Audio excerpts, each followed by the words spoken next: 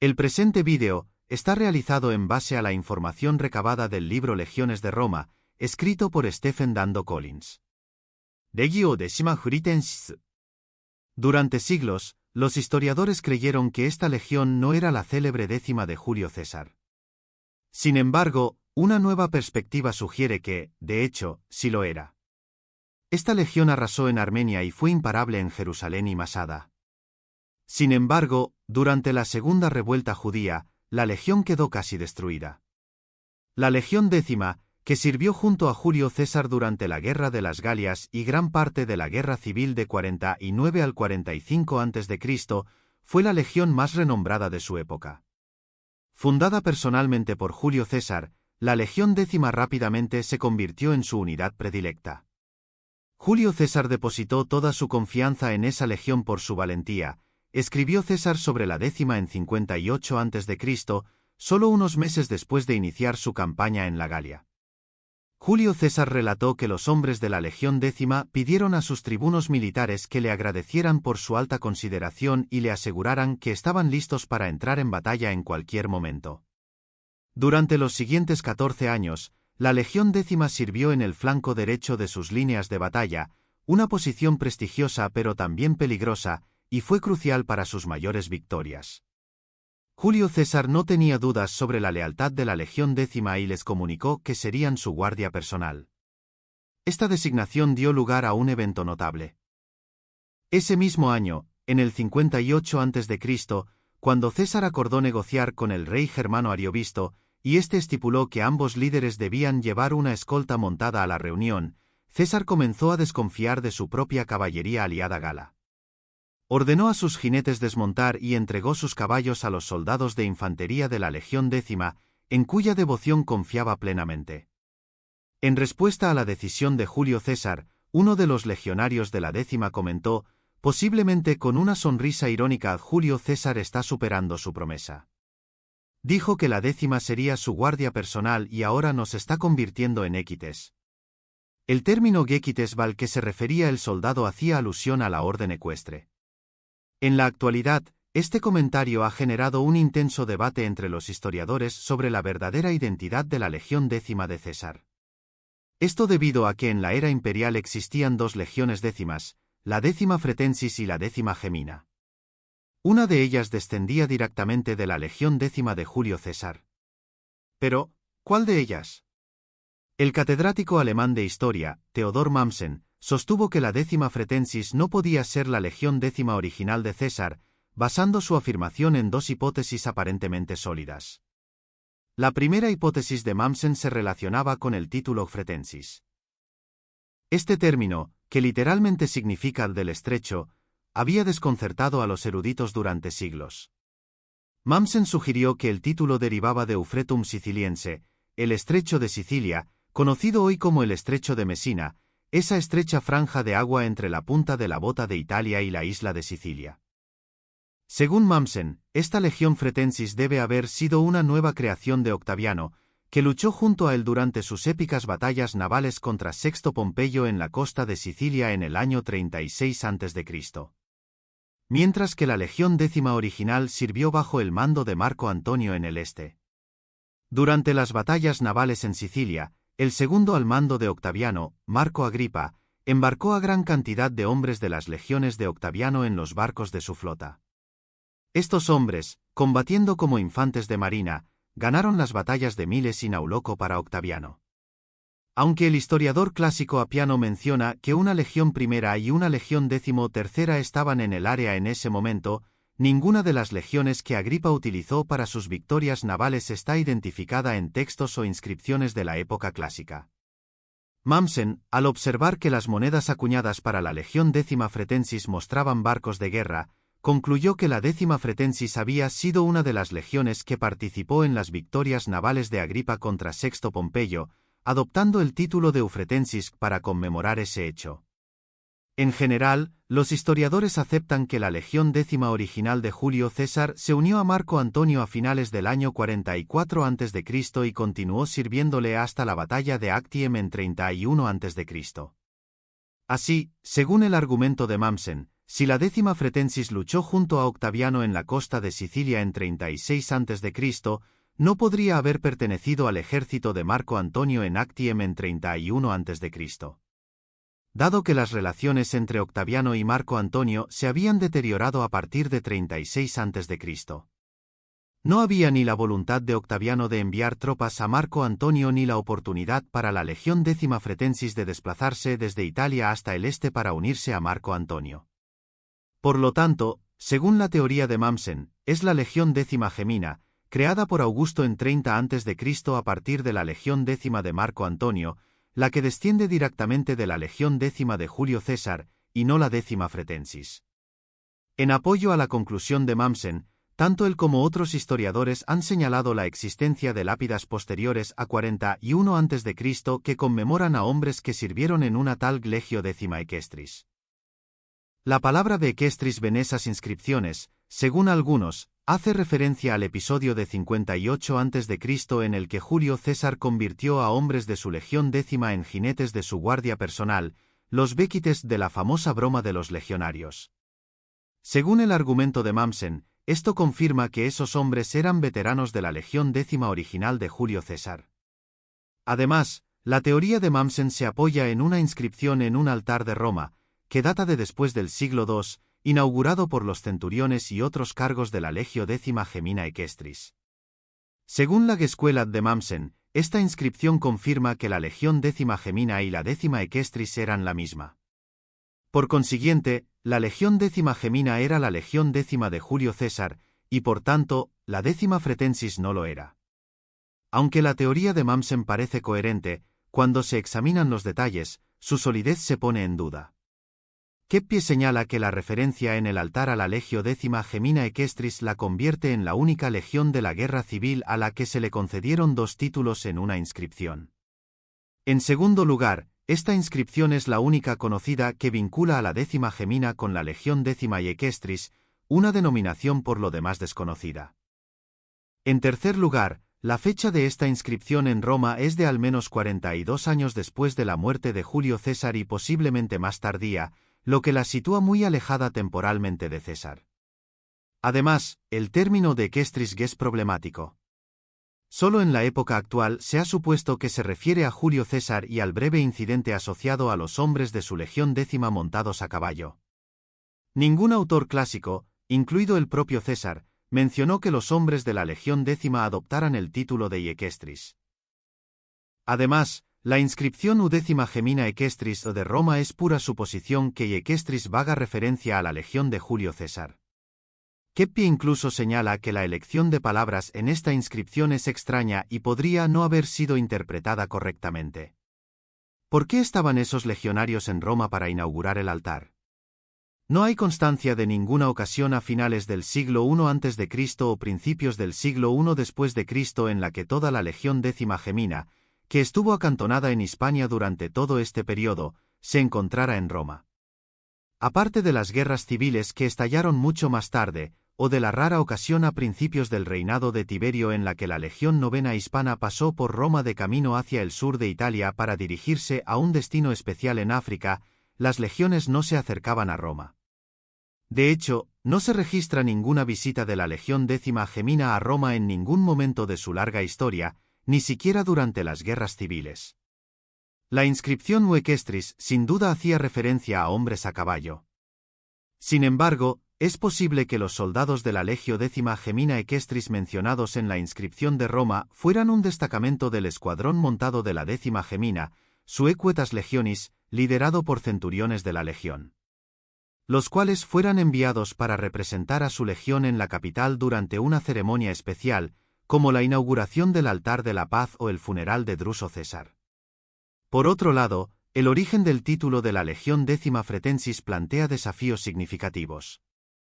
El catedrático Starr, una autoridad destacada en la Armada Imperial Romana, ha argumentado que Theodor Mommsen estaba completamente equivocado en varias ocasiones respecto a sus conclusiones sobre temas marítimos de la antigua Roma. Es posible que la afirmación de Mommsen de que Eufretensis se refiere al estrecho de Mesina también esté completamente equivocada, por varias razones. Primero, ninguna fuente de la antigüedad, ya sea un libro o una inscripción, menciona que una legión décima estuviera a bordo de los barcos de Agripa en las batallas de Milae y Nauloco. Incluso si una legión décima hubiera participado en esas batallas, no está claro por qué solo esa legión habría adoptado el título de Eufretensis después de la batalla, cuando otras legiones también participaron pero no adoptaron un título que hiciera referencia a esas batallas. Además, las batallas de Milae y Nauloco no tuvieron lugar en un estrecho, sino en la costa norte de Sicilia, a cierta distancia del estrecho de Mesina. Estas críticas cuestionan la base misma de la teoría de Mommsen sobre el origen del título Fretensis para la legión décima, planteando dudas significativas sobre su precisión histórica. Entonces, ¿de dónde proviene el nombre Fretensis? ¿Qué otro estrecho podría estar vinculado con la legión décima? Julio César mismo nos da una pista, el estrecho de Otranto. En sus crónicas de la Guerra Civil, César menciona cómo él y Marco Antonio desplegaron 12 legiones desde Brundisium, ahora Brindisi, en el sureste de Italia, hacia Epiro, en la costa oeste de Grecia, para enfrentar al ejército senatorial liderado por Pompeyo. Para llegar a Epiro, estas legiones cruzaron el estrecho de Otranto. Julio César identifica específicamente a la legión décima como una de las unidades que atravesó este estrecho hacia Epiro. Y describe cómo luego la legión décima tomó su posición habitual en el extremo derecho durante la batalla de Farsalia en el año 48 a.C. Sin embargo, las tropas de Julio César fueron transportadas en barcos mercantes con velas, mientras que las monedas que representan a la legión décima muestran barcos impulsados por remos. César también ofrece una explicación para esta discrepancia, relacionada con la batalla de Otranto.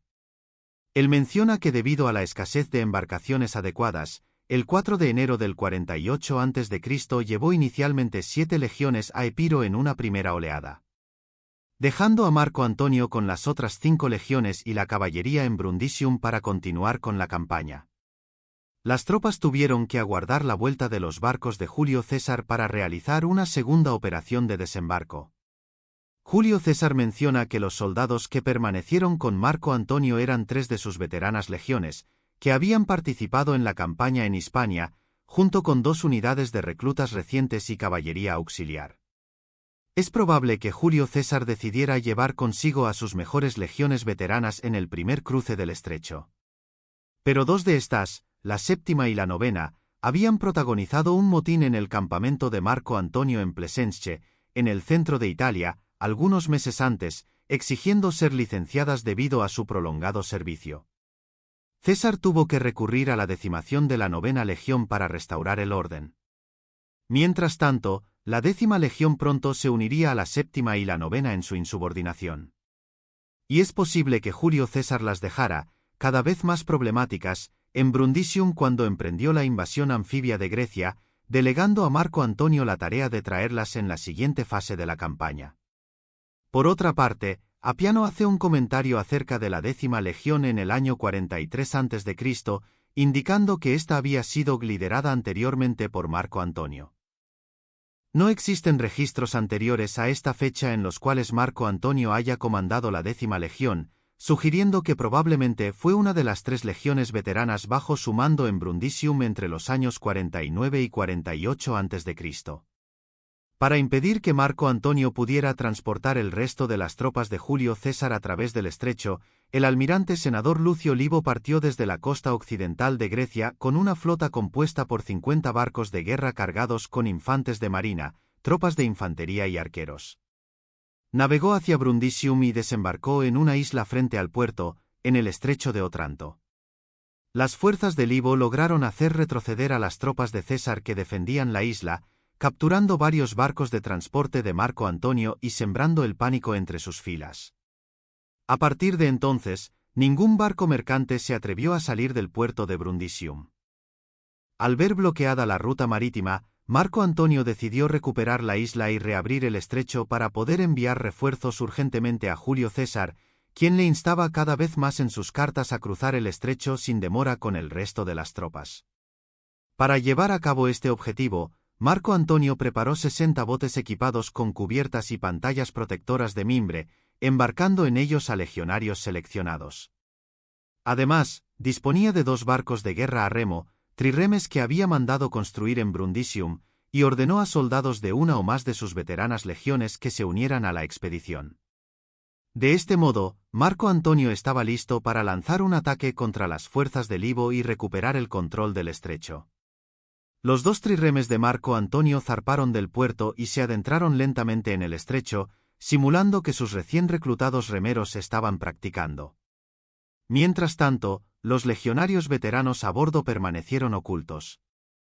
Según la estrategia de Marco Antonio, Lucio Libo respondió enviando 5 grandes cuatrirremes desde la isla para atacar a los trirremes.